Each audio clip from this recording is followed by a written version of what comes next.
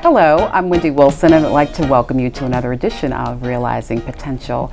Today I have with me in the studio a gentleman that I don't know how he gets it all done, but he gets it done. And what has impressed me the most about him is he always has a very cool, calm demeanor, and who better would you want to have those traits other than the Chief of Police for the City of Albany? How are you, sir? I'm doing fine. Good. Chief Michael Persley, you're a busy man, and we'll talk a little bit about just what your day-to-day activities look like, but I want our viewers to learn a little bit about you. Tell us where you're from and your educational background and what led up to this role today. Born and raised right here in Albany, Georgia. As a matter of fact, the majority of my growing up years, I grew up a couple of miles away from here in the East Town subdivision, or behind the mill for those who are familiar with Albany. Okay. I graduated from Dartmouth High School in 1989, and initially my plans were to go join the Navy. I was going to leave Albany, go see the world, and come back in 20 years. Well, that didn't quite work out. Okay. And I ended up started working, and I decided after flipping hamburgers for 6 months that that wasn't going to be it, and I always wanted to be a police officer, so I knew I had to go to school. I started at Darton, and spent a little while at Darton. Really wasn't feeling school, so a friend of mine taught me to join the National Guard. One of the best decisions I made, because it helped me refocus. Right after I finished my basic training in AIT, I got hired by the Albany Police Department. All of that occurred in 1993. And I retired from the National Guard in 2015 with 24 years.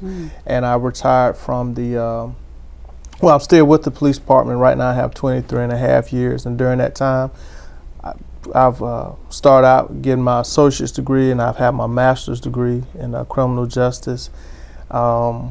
A lot of been able to travel the world, get some world experience, and through that world experience, I can tell you Albany is the best place for me. I agree. So a lot of exposure over the last few years, yes. And I think it's all of that has helped me prepare for this position that I have now. Okay, very good. So I want to go, you remind me, I've had a conversation with Chief of Police for the City of Cordele, Rob Rodriguez, and he and I have this ongoing discussion because of, and I don't know if that's still the case, it may be different for the City of Albany as it relates to the applying to become a police officer.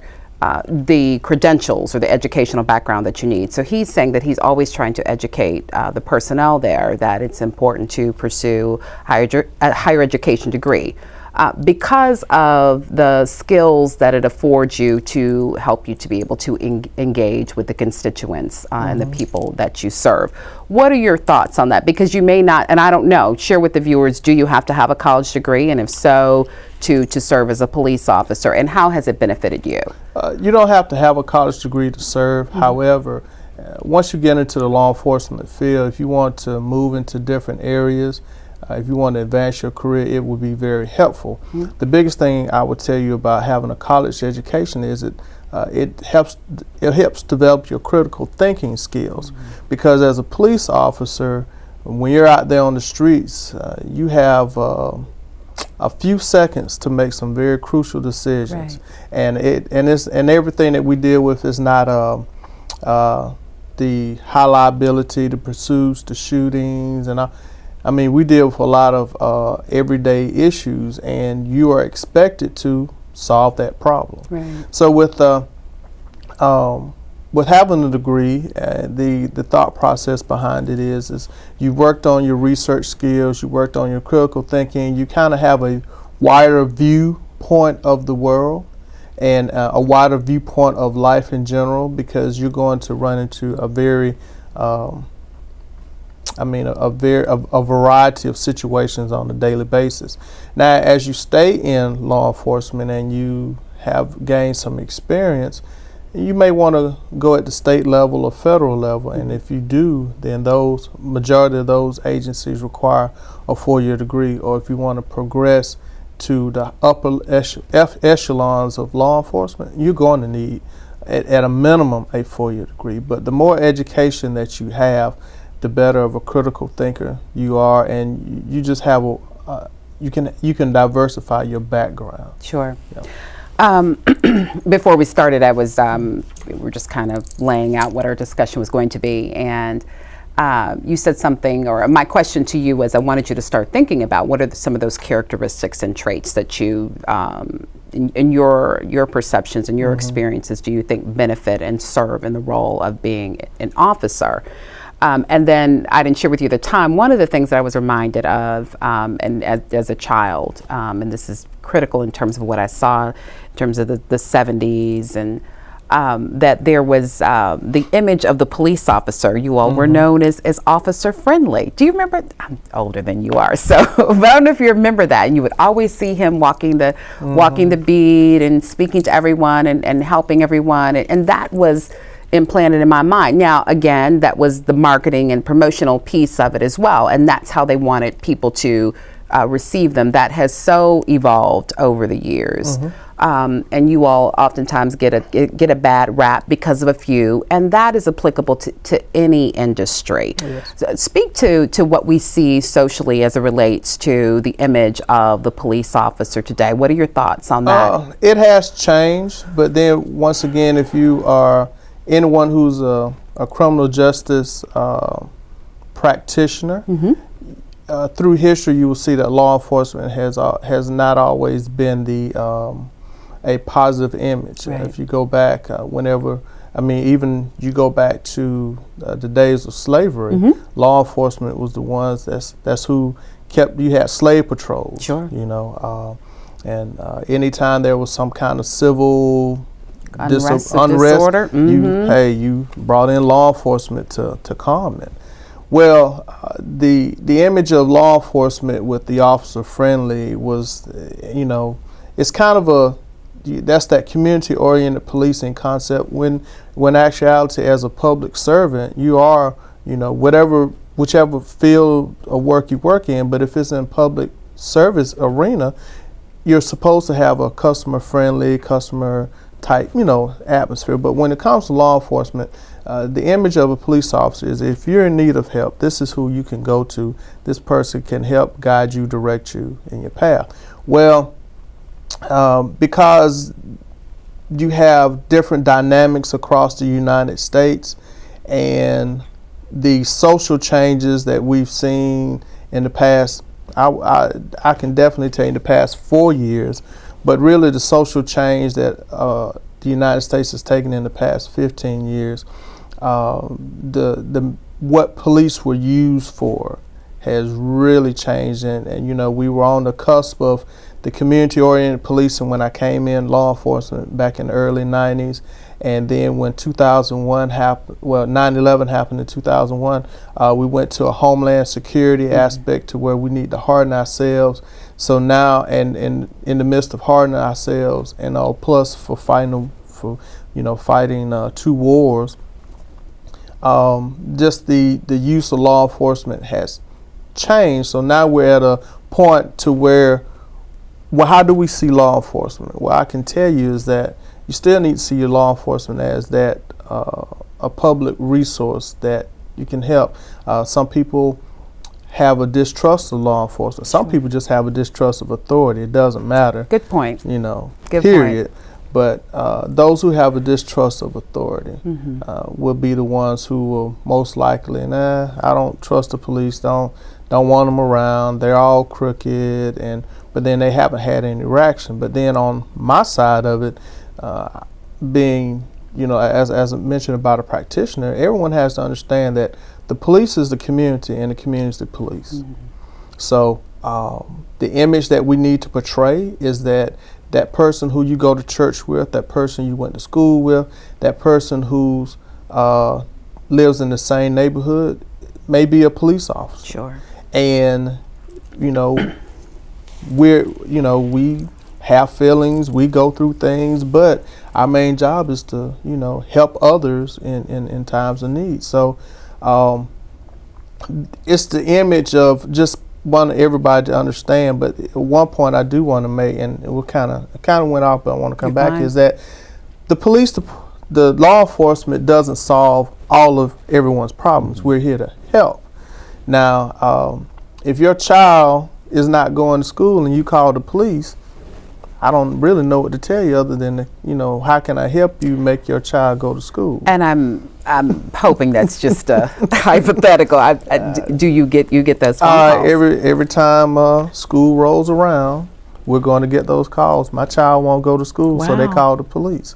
You know, law enforcement, in the image that we want law enforcement is seen as a friendly help. Law enforcement has also turned into a sort of a social service organization, right, and it's not made for that. So when we look at the type of people who are to come into law enforcement, you know, I tell people, you need to be people oriented. You have to want to be around people. If you don't like being around people, you don't want to have those interactions, then this might not be the job for you, because this is not about, you know, locking everybody up, writing as many tickets as you can. It's about helping people and being a resource to others. And I would tell you, there's a lot of intangibles. Yes, we want people who have college degrees. We want people to have good, clean backgrounds. We want you to have a good, clean driving record. But there are a lot of intangibles that we want. We want people who have life experience. Because I would tell you, it's hard. It was hard being 22 years old, going to a domestic call, and you have a common law married husband and wife. They've been together for 20 years, arguing about something. And now I'm a 22-year-old officer, and I have to solve their problems. Right. You know, the longest I even kept a girlfriend when I was 22 might have been 2 years, but I'm fixing to give advice to these people. Well, you did well. 2 years, that's good. Well, that was that was 22. Then. For 22, that's very 22. Impressive. Yeah, they may have had the right person that showed up at their door. So it's a lot of intangibles that we need. And you know, we have a lot of people who meet the qualifications, but because of all of the needs that society puts on law enforcement, we need people who have a really diverse background themselves. So you said quite a few things that I want to address. One in particular was, and I'm very empathetic, and I have a bias as it relates to law enforcement. My father was retired, and I think I've shared this with you, was retired police officer in the city of Detroit. And so I have a greater appreciation for his level of responsibilities that he's had. You know, as children, we were very critical, and you want everything to be almost utopia or perfect in many instances. And that's not the case. That's not what life presents us. And I say that for a reason, because we have such high expectations for law enforcement, and that's understandable that we do. But at the end of the day, and at the beginning of the day, you all are human beings, and you all experience life as we do, and have the same set of challenges, and encounter the same level of beauty at times. But again, you're supposed to then compartmentalize that, put that to the side, and then step into your role, and then help to or work to try to address, you know, all that you see on a day-to-day basis. And I cannot even imagine what that looks like. So yes, it does take a very unique person. I saw how it affected my dad over the years, because it's easy to say and I used to naively say, I have a human resources background, that people need to leave their personal stuff at the door, come in and do your job. You can pick it up when you leave. That was a very foolish statement on my part, because then you ask them to stop being human. So whatever my dad experienced in his role as an officer in the city of Detroit, and he went through the 70s and then the 80s and then a little bit of the 90s. Wow. And he was one of those men that he just did not share it all. He would share a lot of it with my mom, and then I'm sure some stuff, it was just so difficult and challenging and horrific. So you all deal with a lot on a day-to-day basis.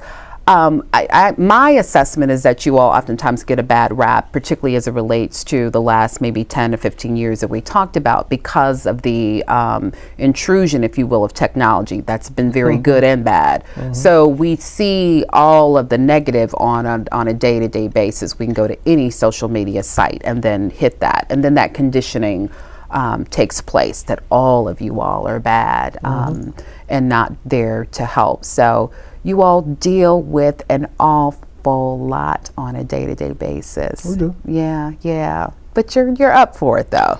You have to, and one of the things when we have officers who graduate from the academy, something that I do is I have a talk with the families and the officers, and the thing I've been telling them is you have to strike a balance. Okay. I don't want to make a good police officer. I don't.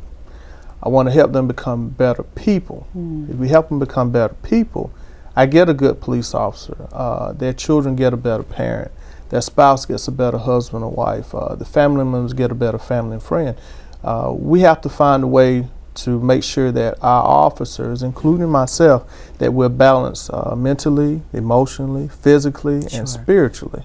Once you have that balance in your life, then you'll have a successful career. You'll even have a successful life, and that really goes for any profession. Once you strike that balance, because if you're all work and no play, or you're all play and no work, or you're whatever and it doesn't involve play and work, you're going to have some tough times ahead. And yes, we do have to put. I have to put my personal life aside and pick up this role of, all right, I'm the chief, so now I have to deal with 77,000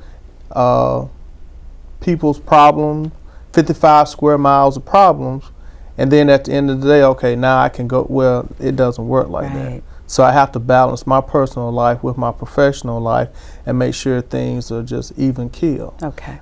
It's not easy, but if you're deliberate about it, then it takes the stress off of things. Very good. So what are some of the de-stressors for Chief of Police of the fine city, of the Good Life City? What do you do? I have to work out. Okay. Because you have to find a way to let that stress go. Yes. Because I have some days when I have my binging days when McDonald's and Burger King look good, and when I have and I know when I have those days, it's like I tend to eat, and it's like, oh my God, my eating habits bad. So I do like to work out, and I'm not at it as much as I used to be, but just have to get back to it more. Also, I like to read. I'm sort of a nerd. I'm the one who, I don't sit in the front of the class, but I sit close enough. And I like to read about history. I like to read about leadership. I like to read about certain topics that kind of just, it takes me away from where I'm at, and I'm able to open my mind to other things. Sure. So, yeah, that escape is it's critical. It is. Yeah, we tend to have a greater appreciation for it the older that we get.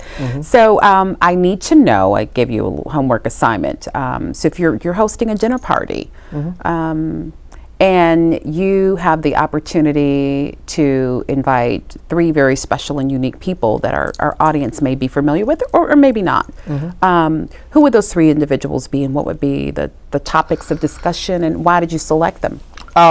It would be Barack Obama. Okay. Colin Powell. Oh.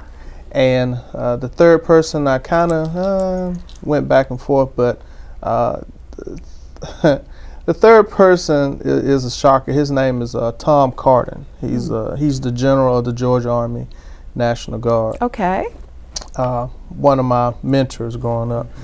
The reason I would pick these 3, one for President Obama being, viewpoint of leadership at the highest level in the free world, and being able to take that 50,000 foot view of America and really the world. How do you sit there and you have so many angles to the presidency, and you have to manage that,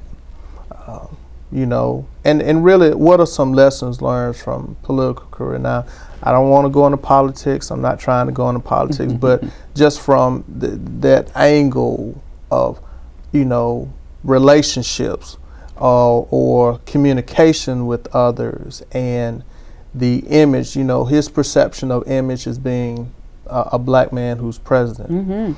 For Colin Powell, from the military standpoint of, the first black male who's chairman of the Joint Chiefs of Staff, the highest position in U.S. military, and his growing up in the, military, and his viewpoints from world affairs, and the leadership aspect of, you have a duty, and there are strict values to that. How did you manage that? How did you manage your family time when you have to go out and you still have to lead troops, and you have to lead, and you're leading troops, you're leading their families? How do you manage that? What are your lessons learned? And for Tom Cardin, he's citizen soldier. He's been a National Guardsman for, I know, over 30 years now. But how do you maintain his op tempo, his, maintaining that high level of professionalism, that high level of knowledge about the job, and how do you maintain that for so long without breaking down, or when you would break down, how do you rebuild yourself? And to have those three different viewpoints, that when I sit there as a leader, and one not only as a leader of the city of Albany, but one of the leaders of the city of Albany, but then at the family, okay, I'm leading the city, I'm leading this department and the men and women who make up the department, but then also I have my family. How do you do that successfully, and how do you avoid letting things go in one or the other? And also, when is the right time to, when would be the right time? When will I know when it's time to step away from my professional job in order to move on to something else professionally, but then at the same time making sure that I don't sacrifice with my family? Like that, back to that, striking that balance. Striking that. How do these three men at their highest levels, how did you strike the balance? Wow. Then when I have you back on next time, then you're going to tell me some females that you're going to have at dinner. I didn't hear any. I'm teasing you. There were no requirements when I said that. I do not know you. I would want to know, how does I would want to have a conversation with my wife. How does she, feel about putting up with me for like 18 years? So I need to have her on the show then. That's key. The partnership in the home. And you may not even be, it may not be a spouse may not be there, but I to the point that I know that you were going, that you do have to have those people in your life that serve as a sounding board, that will help you to escape the day-to-day, help you to kind of get things in perspective. I love the piece that you brought up about your mentor operating at the optimum level. And because it's expected when you serve in roles like this that you're always at that level, but then you have to regularly remind yourself, I'm human, and so how do I recharge? How do I replenish? If I did not respond at the optimum level, what was going on? How can I correct that? So it's constant conversations with yourself in terms of trying to reboot and to keep moving forward. Love the whole Colin Powell, big fan of his, and one of my favorite books is the Leadership Secrets of Colin Powell. Just an amazing leader, and one of the things that he always humbly expresses is that it's the whole team effort, and he can't be an expert on everything, and so he relies, as I'm sure you do the same thing, on the people that, the subordinates, if you will, the people that are under him, on their expertise to weigh in their insight and the information that they have, and then the anomaly that is Barack Obama. I think we'll be generations really having a full appreciation of what he is, what he did to transform the level of thinking on a global scale. And back to that whole conditioning that we talked about earlier with technology. And if you're not careful, you will believe what is fed to you, and if you do that on a regular diet, then your scope or your belief of what an individual should be and who they are, you think that that's just homogenous with everybody. So there's only a one type, black male, white male. You know, on the list is extensive, and then he came in and just shattered, obliterated all of that level of thinking. So and even after he's out of office, the respect or the admiration, and regardless of your political viewpoints, regardless of how you may personally feel, you just have to see a person when you talk about it, your legacy isn't when you're there, it's after you've gone. Absolutely. And what did you leave? What impression did you leave upon people?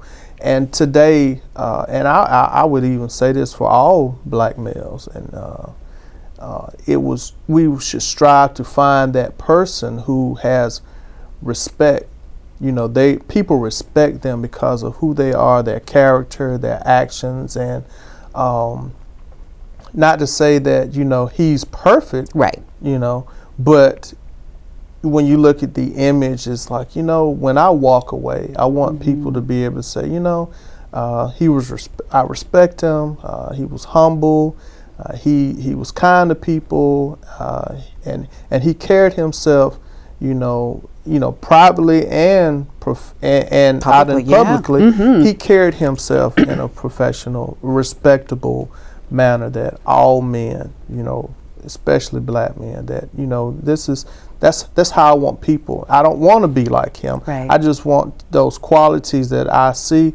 That's what I want those qualities, people to remember me by. Sure, so sure. It's about they say, well, people say, I don't care about what people. No, image is is important, because a lot of times people only believe you just because, hey, he looked like he's honest. And you know what? I try to be as honest as I can. Yes. So image is key. And again, back to how you respond. I have to have you back for part 2. I know Connie's going to start signaling me in a minute, because I'm sure we're approaching her time. She's hating right now. She is? Is that what it is? Yeah. Okay. She probably is. No. So when you were talking about Barack Obama, I was reminded of, I have this little sticky in my bathroom, and it's a quote, and I'm paraphrasing, Nelson Mandela. And someone had posed a question, and I don't know it verbatim, but basically they were saying, you spent 27 years in prison, and that was to destroy you. And so you have a different mindset. We would think that you would respond in another way. And so his take on it was, I know what their intent was to do with me, but I use that as a preparation time. That time spent in prison for next, didn't know what next would be. And so you go from being a prisoner to being the president.